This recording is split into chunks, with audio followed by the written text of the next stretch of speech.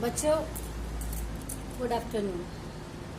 कल मैंने आपको क्या पढ़ाया था कि प्राथमिक चिकित्सक के कौन कौन से कर्तव्य होते हैं और प्राथमिक चिकित्सा के कौन कौन से सिद्धांत होते हैं।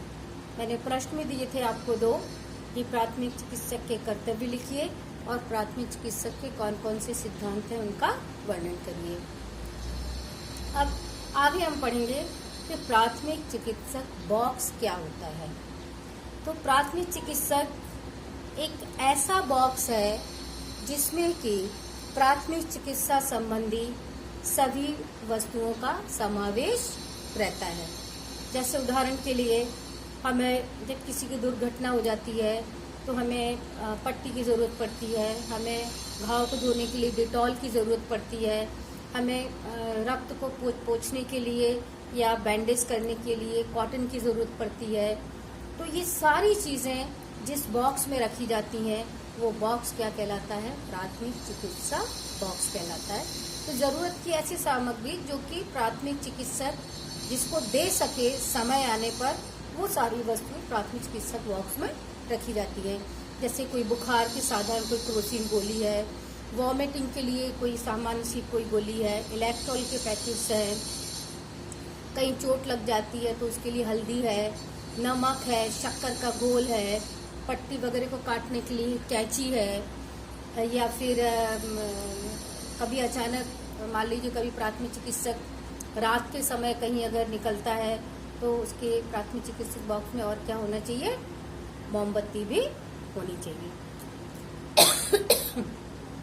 तो इतनी सारी वस्तुएं हैं जो कि किस में रखी जाती है? प्राथमिक चिकित्सक बॉक्स में रखी जाती है, जिससे कि जब भी कोई भी प्राथमिक चिकित्सक किसी दुर्घटनाग्रस्त व्यक्ति का अगर इलाज करता है तो ये वस्तुएं उसे पास में मिल सकें। और भी छोटी छोटी सी ज़रूरत की जो दवाएं हैं, जैसे कि अमृत धारा है, पुदीन हरा है, ये भी उसमें रखा जा सकता है। तेल है, कई बार मालिश की ज़रूरत पड़ जाती है कहीं पर।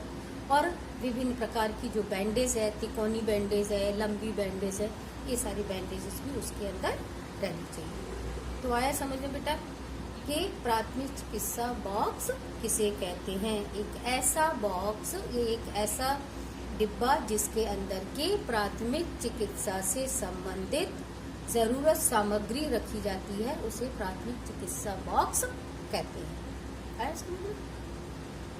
अब इसके पश्चात आता है, नेक्स्ट है ड्रेसिंग या मरहम पट्टी। ड्रेसिंग या मरहम पट्टी किसे कहते हैं? क्या होता है? आपने नाम सुना होगा ना, हमेशा आप बोलते नहीं आज हमको वहाँ जाना है, अस्पताल जाना है, ड्रेसिंग कराने जाना है। तो ये ड्रेसिंग क्या है? तो जब भी कोई घाव हो जाता है या कहीं चोट लग जाती है तो पट्टी से या दवाओं से उसे कवर किया जाता है, या उसे ठीक करने के लिए विभिन्न प्रकार की दवाएं या पट्टियों का उपयोग किया जाता है। तो ये जो प्रोसेस है दवा रखने की या पट्टी बांधने की, ये प्रोसेस क्या कहलाती है? मरहम पट्टी कहलाती है। अब ये मरहम पट्टी कितने प्रकार की होती है? दो प्रकार की होती है। एक होती है गीली मरहम पट्टी और एक होती है सूखी मरहम पट्टी। गीली मरहम पट्टी नाम से समझ में आ रहा है, जो कि कैसी रहती है? गीली रहेगी, नम रहेगी। मतलब जब हम किसी भी घाव को डिटॉल से धोते हैं, फिर हम उसमें दवा लगाते हैं और दवा लगाने के बाद हम उस पर गॉज पट्टी और कॉटन रखते हैं और फिर जब हम पट्टी बांधते हैं तो इस प्रकार की ड्रेसिंग क्या कहलाती है? गीली मरहम पट्टी।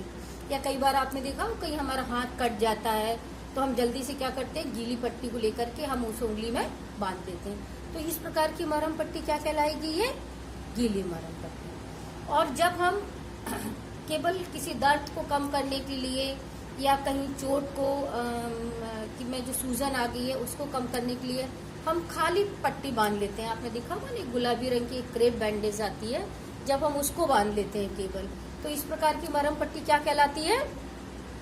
सूखी मरहम पट्टी। तो इस प्रकार से ड्रेसिंग कितने प्रकार से की जाती है, या मरहम पट्टी कितने प्रकार से की जाती है? 2 प्रकार से की जाती है, सूखी मरहम पट्टी और गीली मरहम पट्टी। तो ये हुआ आपका मरहम पट्टी क्या है और ये पट्टी कितने प्रकार की होती है।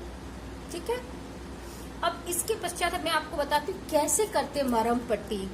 किसी को अगर मान लीजिए सपोज करो किसी को यहाँ पर क्या लग गई है, चोट लग गई है, तो चोट अगर यहाँ पर लगी हुई है तो चोट लगने पर हम क्या क्या कर सकते हैं उसके लिए, तो तरीका मैं आपको बताती हूँ कैसे मरहम पट्टी करेंगे हम। तो सबसे पहले हम क्या करेंगे, जहाँ भी चोट लगी है हम वहाँ पे क्या करेंगे, उसको हम डिटॉल पानी से हम उस घाव को, मान सपोज करो यहाँ पर चोट लगी है, हम क्या करेंगे मरहम पट्टी अगर हमको यहाँ की करनी है तो सबसे पहले हम क्या करेंगे, इस घाव को धो लेंगे। धोने के बाद फिर हम क्या करेंगे, यहाँ पर ये देखिए मरहम पट्टी के लिए 2 ही 3 चीज़ें ज़रूरत होती हैं। एक है कोई भी ट्यूब, जैसे ये बीटाडीन ट्यूब लिया मैंने, एक है ये पट्टी है, और ये है कॉटन, और ये है कैंची, और एक डिटॉल जो कि अभी मेरे पास उपलब्ध नहीं है इस समय यहाँ पर। तो हम कैसे करेंगे मरहम पट्टी, सबसे पहले हम क्या करेंगे, यहाँ पर डिटॉल से हम उसको साफ कर लेंगे। उसके बाद हम क्या करेंगे, ये जो ट्यूब है, ये बीटाडीन ट्यूब है, इसको हम थोड़ा सा यहाँ पर क्या करेंगे, उसको हम लगा लेंगे। लगाने के बाद हम फिर क्या करेंगे, ये जो पट्टी का हिस्सा है, इस पट्टी को हम इस प्रकार से लेंगे और ऐसे हम 4 भागों में इस तरह से ऐसे हम इस पट्टी को कर लेंगे। अलग से टुकड़ा काट लेंगे इस पट्टी का और इसको हम उसके ऊपर यहाँ पर रख देंगे ऐसे। ये क्या कहलाती है, ये गॉज पट्टी कहलाती है। इसके बाद इसमें फिर हम क्या करेंगे, यहाँ पर हम इसको रुई से ढक देंगे। फिर हम ये हमने लिया कॉटन का हिस्सा लिया, ये हमने यहाँ पे ये रुई लगा दी, और इसके पश्चात फिर हम क्या करेंगे, हम बैंडेज से हम फिर इसको बांध देंगे इस प्रकार से। ये ऐसे फिर हम इसको बांध देंगे। तो ये क्या कहलाती है, ये मरहम पट्टी। तो चूंकि हमने यहाँ पर ट्यूब यूज किया है, डिटॉल यूज किया है, पानी यूज किया है, इसलिए इस मरहम पट्टी को हम क्या कहेंगे, गीली मरहम पट्टी।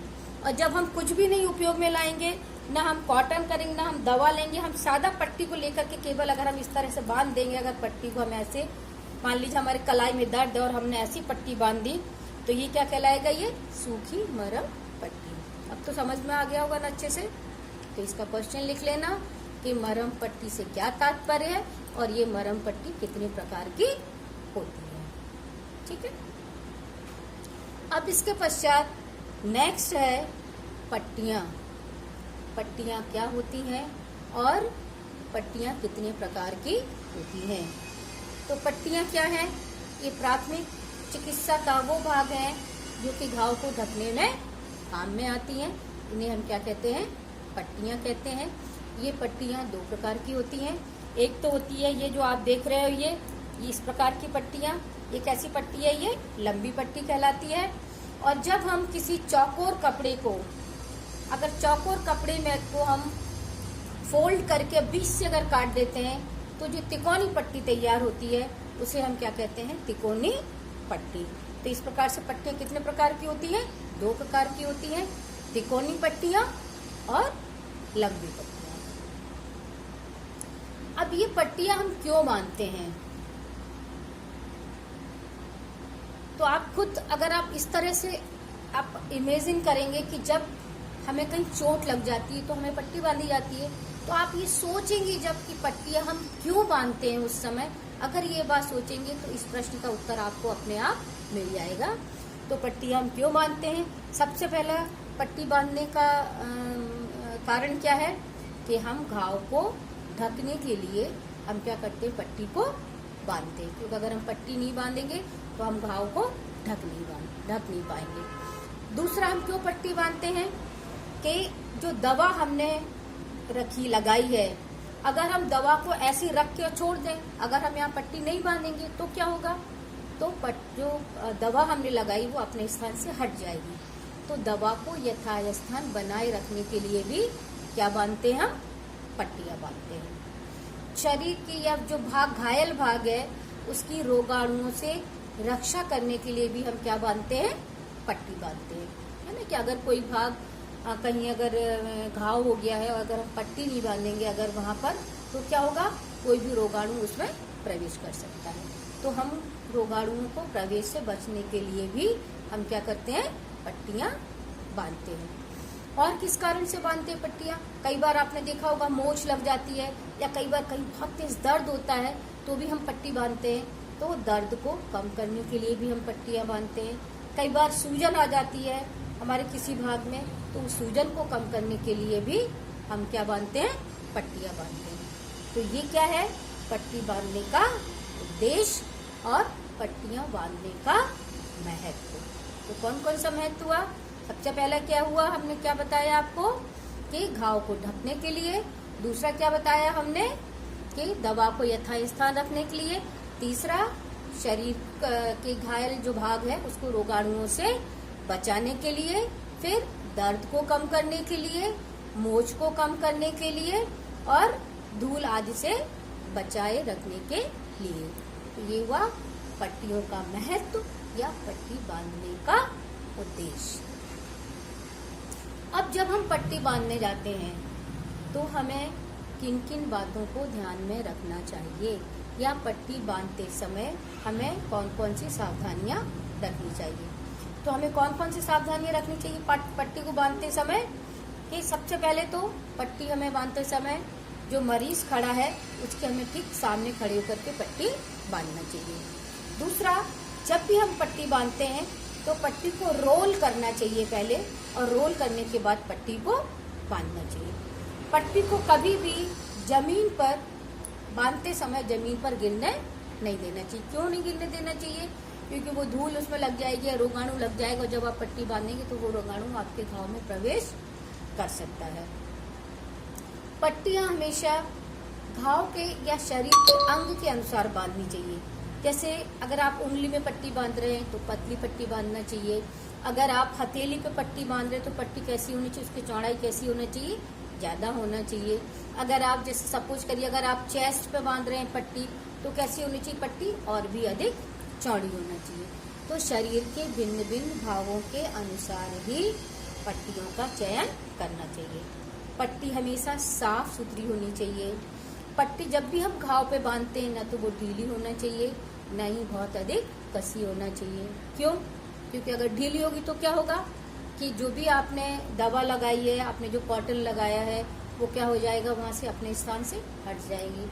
और अगर आपने बहुत कस के बांध दिया तो क्या होगा, तो आपको बहुत तेज उसमें दर्द हो सकता है। तो इसलिए पट्टियां बांधते समय इन बातों को ध्यान में रखना चाहिए कि पट्टी बांधते समय हमें घायल व्यक्ति के सामने खड़े होना चाहिए। पट्टी हमेशा रोल करके बांधनी चाहिए। पट्टी को जमीन पर नहीं गिरने देना चाहिए। पट्टी साफ और सुथरी होनी चाहिए। पट्टी न ज्यादा कस के बांधनी चाहिए, ना ही पट्टी ज्यादा ढीली बांधनी चाहिए। पट्टी जो है वो शरीर के भिन्न भिन्न अंगों के अनुसार भिन्न भिन्न होनी चाहिए। अगर हमें सहारा देने के लिए पट्टी बांधनी है तो हमें तिकोनी पट्टियों का उपयोग करना चाहिए। तो ये हुआ पट्टियों को बांधते समय रखने वाली सावधानियां या ध्यान रखने योग्य बातें। तो समझ में आया बेटा? तो आज कितनी चीजें पढ़ी आपने? सबसे पहले आपने क्या पढ़ा कि प्राथमिक चिकित्सक बॉक्स क्या है, एक प्रश्न ये हुआ आपका, और इसमें किन किन वस्तुओं का समावेश होना चाहिए, पहला प्रश्न। दूसरा प्रश्न आपका क्या है कि मरहम पट्टी क्या होती है और इसके कितने प्रकार होते हैं, या मरहम पट्टी की परिभाषा और प्रकार लिखिए। तीसरा प्रश्न, पट्टियां कितने प्रकार की होती हैं। चौथा प्रश्न, पट्टियों बांधने के क्या उद्देश्य हैं, क्या महत्व है। और पांचवा प्रश्न है कि पट्टी बांधते समय किन किन बातों को ध्यान में रखना चाहिए। तो बेटा ये प्रश्न जिस दिन आपको पढ़ाया जाता है उसके उसी दिन इन प्रश्नों को पूरा करते जाइए, तो आपको ये याद करना भार नहीं लगेगा, नहीं तो आपका ये बढ़ता चला जाएगा। ठीक है।